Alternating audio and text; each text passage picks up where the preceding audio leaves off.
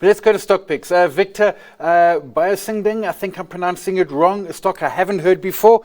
Give us the story and the correct pronunciation. Yeah, so it's a Bosideng. It's a Chinese apparel business listed in Hong Kong, and its primary product, about 80% of its revenue, down jackets. They positioned at a mass market to a premium price point. They are the largest globally, in fact, producer of down jackets. They started off as being a down jacket manufacturer for external brands from the Nikes, the Adidas, and so on in the West, and then they launched their own brand in 1994 called Bosideng, and it's now grown to be the biggest down jacket manufacturer in China. They've got about a 12% market share. It's about 3 times the market share of the second biggest player being Adidas and Anta Sports. So it's a great business. Operating margins are about almost 20%. Returns are high. It's a highly cash generative business. Debt is really low. And they continue to gain market share. Their business is 97% generated in China. So another leg of the story is growing internationally. Yeah. They've had a couple of missteps there, but they're ironing it out. The Chinese, they learn quick and they figure things out.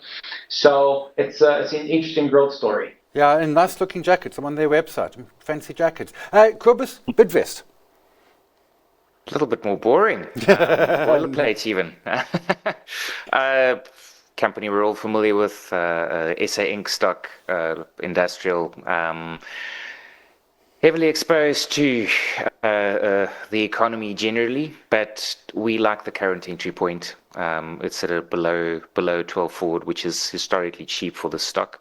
Some of that is the previous deal making premium coming out of it, but given where they are poised right now, they've made an enormous acquisition overseas in the form of Citroen. Mm-hmm. There is a little bit of execution risk in terms of bedding it down, but despite that, they are set to start de-gearing over the next 12 months, and as that debt pile comes down, we expect earnings to expand quite substantially.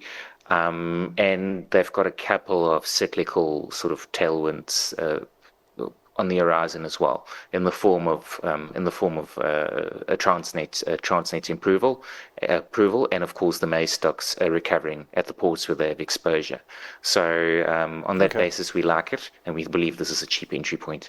Yeah, and debt down. I hadn't thought, of course, that debt could come down quite quickly over the next year or two. That's all for Stockwatch today. Thanks to our guests, Cobus Potgieter, Southern Cross Capital, Victor Seanie from Benguela Global Fund Managers. Up next, the close. Stay tuned.